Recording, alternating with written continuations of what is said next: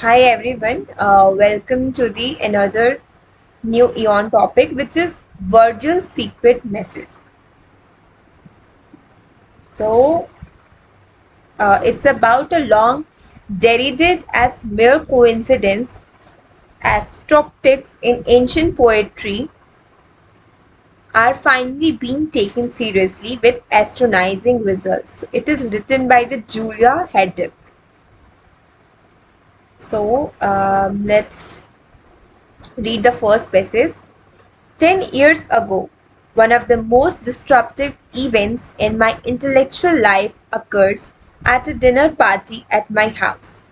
My friend Richard Thomas, who had just given a talk at Baylor University, mentioned that a student of his had discovered an Ishai acrostic in Vergil's Georgic, a 4th century BCE poem ostensibly about a farming but really about a life and the universe. This remark simultaneously opened the door of two phenomena in ancient Greek and Latin poetry that I had not really thought about, despite a lifelong career in classics, acrostic, and Judaism. So here the author is saying that his or her friend, because the gender is not clear from the first basis, that Richard Thomas just said that his student discovered the acrostic in Virgin's Georgic, which is the first BCE poem, which is about a farming, but in reality it's about life and universe. So, the author is just stunned by this news because in today's time, in author's time, the phenomena is a Greek and the Latin poetry, ancient Greek and Latin poetry. Even the author having a lifelong career in classic, acrotic, and Judaism, not think about discovering that phenomena, but still, so that's why he or she has talked about that incident. So we can't just we just take from here is that a summary that the author is stunned about the discovery which he or she not able to in spite of having a career in that particular field is still not thinking about discovering that, which is a challenging process. That's why nobody is dare to discover that. So let's moving toward the next passage. The relationship between the biblical and the classical tradition has always been fraught. As Tertullian testily asked in his Creed against pagan writers, what has Athens to do with Jerusalem? Similarly, Saint Jerome felt compelled to abandon the classical author he loved after a nightmare vision in which the judge accused him of being a Ciceronian, not a Christian. One of the many reasons Vergil is central to the Western tradition is that his fourth allegory, which portray the birth of miraculous boy sent down from heaven to inaugurate a new golden age, helped calm this fear. It was seen by reader from late antiquity until the 18th century as a pagan prophecy of the birth of Christ, thereby allowing Christianity to assimilate the classics rather than merely rejecting them. Post-Enlightenment reader, however, tended to react against the Christians' interpretation. They had no desire to view Athens through the prisms of Jerusalem. So this passage is saying that the traditional relationship between the biblical and the classical tradition has been fought. So just here the means I can say that what the consequences of that discovery maybe. So let's moving toward He says that the relationship between the biblical and the classical tradition has been formed. Means whatever whatever the relationship between biblical means whatever in theory it's written, and what is a classical traditions, there is a fault between them. As Tertullian,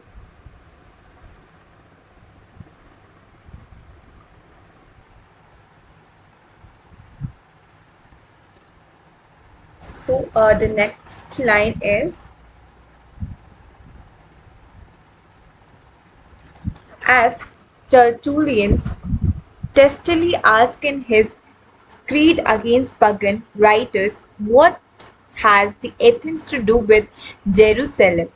Similarly, the Jerem felt compelled to abandon the classical author he loved after a nightmare vision in which the judge accused him of being a Ciceronian, not a Christian. So it's just a statement given by the Tertullians that what was the Athens to do with Jerusalem? Because that person is because after the nightmare, he abandoned the classical authors when the judge accused him for Ciceronian, not a Christian. So let's moving toward the next line, what it says. I think it's the whole line. Now, one of the many reasons Vergil is central to the Western tradition is that his fourth allegory, which portrays the birth of miraculous boy sent down from heaven to inaugurate a new golden age, helped calm these fears. It was seen by the readers from the late antiquity until the 18th century as a pagan prophecy of the birth of Christ, thereby allowing Christianity to assimilate the classics rather than merely rejecting them. Post-Enlightenment readers, however, tended to react against the Christians' interpretation that they had no desire to view Athens through the prism of Jerusalem. So he says that he one of the reasons Virgil is central to Western tradition because he just which says that he just know that God has sent someone, a boy, to the earth as his messenger, which is about birth of Jesus Christ. But the post-enlightenment readers reject that. They say that the Christians, they're against the Christians' interpretations. So that's for this, and the passage we don't think so. The title of this passage is the perceptions or the modern authors, not modern, post-enlightened readers' perceptions about Jesus Christ or Christianity, Christians. So what we can just take from here is that first, the Saint Jerome felt compelled to abandon the classical author because of the nightmare of accusing him. And why?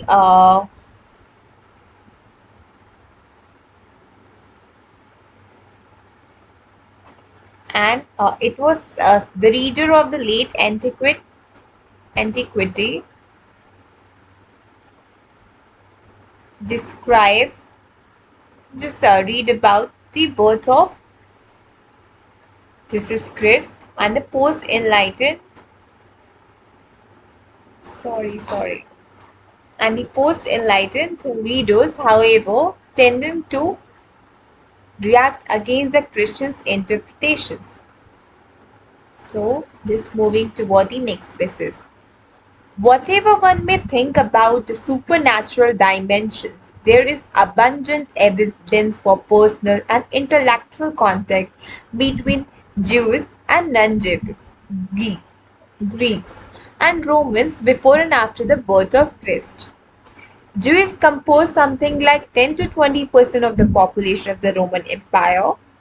There, there are many overt references of Jews and Judaism in classical texts, and the Septuagint, the Greek translation of the Hebrew scripture, undertaken in the 3rd century BCE, would have been accessible to educate non-Jewish people throughout the Mediterranean world. Classicists and intellectual historians should be paying far more attention than they presently do to impact of Jewish text and culture on classical authors. In my paper, War Vergil Reading the Bible 2018, I argued that the answer to that question is probably yes, and that at least some scholars are beginning to realize that Jewish themes are an important component of his meaning. So this passage is talking about the Jewish peoples. Its first line says that there is an abundant evidence for personal and intellectual contact between Jews and non-Jewish Greek Roman before and after the birth of Jesus Christ. He said that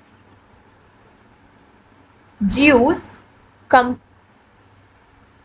compose something like 10 to 20% of the population of the Roman Empire.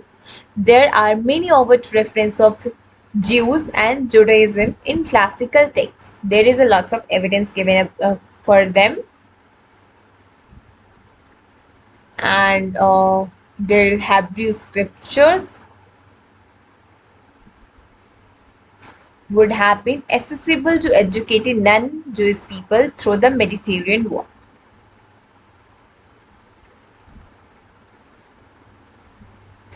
And the classicist and intellectual historians should be paying far more attention than they presently do to the impact of Jewish text and the culture on the classical authors.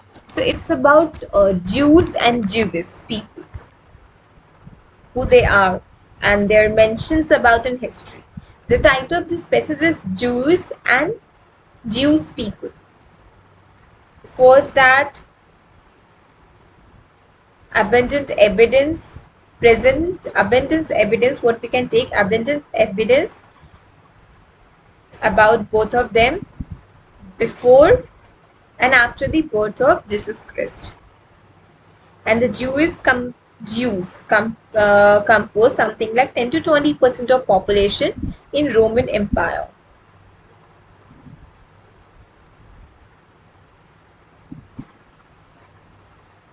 And accessibility to educate non-Jewish people throughout the Mediterranean world is mentioned in Hebrew scripture.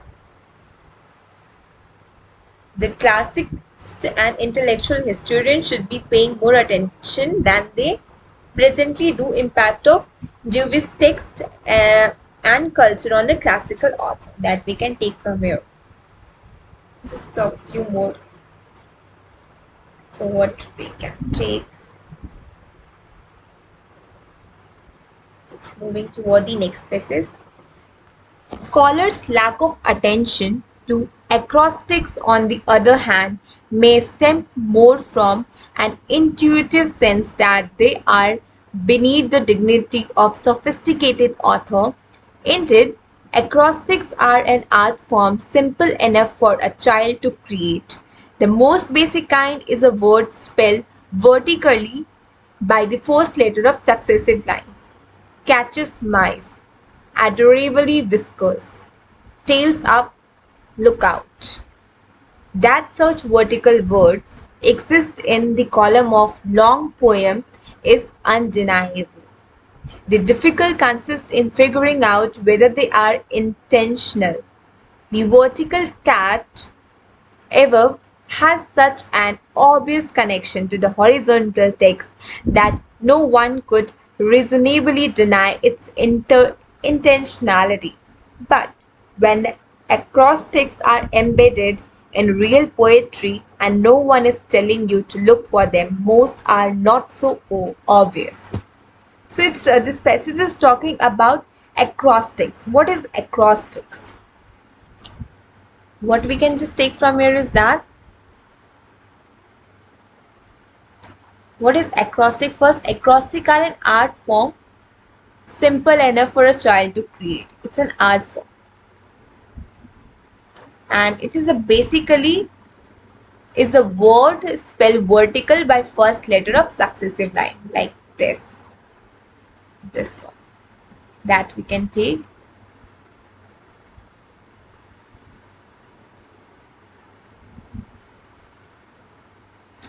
That the vertical word exists in the column of long poem is undeniable, and the difficult consists in figuring out whether they are intentional.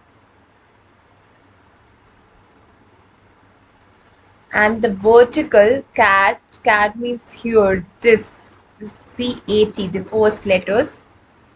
The vertical cat above has such an obvious connection to the horizontal text that no one could reasonably deny its intentionality.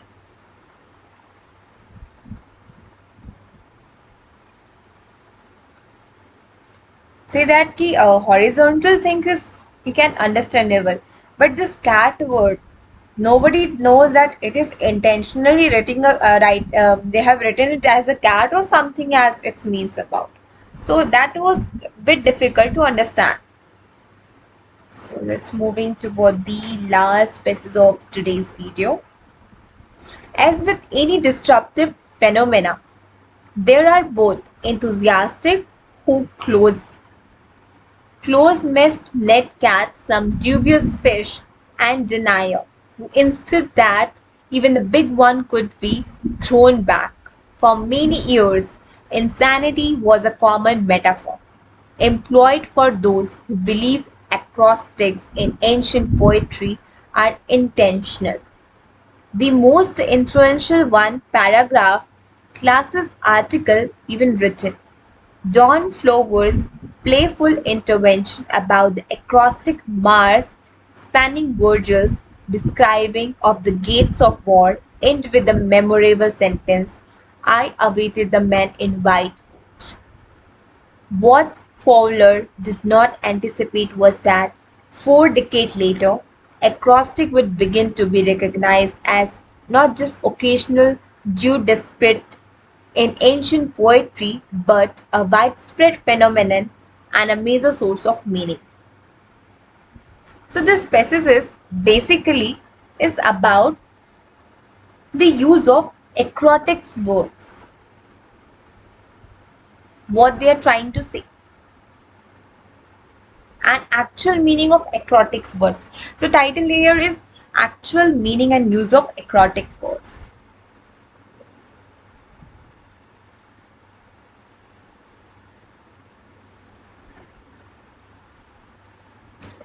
First was insanity was a common metaphor employed to those who believe acrostic in ancient poetry are intentional.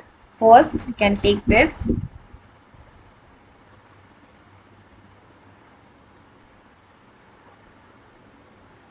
Acrostic would begin to be recognized as not just occasional due spirit in ancient poetry but a widespread phenomena as a major source of meaning. So now with that, just I will end the video here. We will continue this video tomorrow. As of now, have a great day.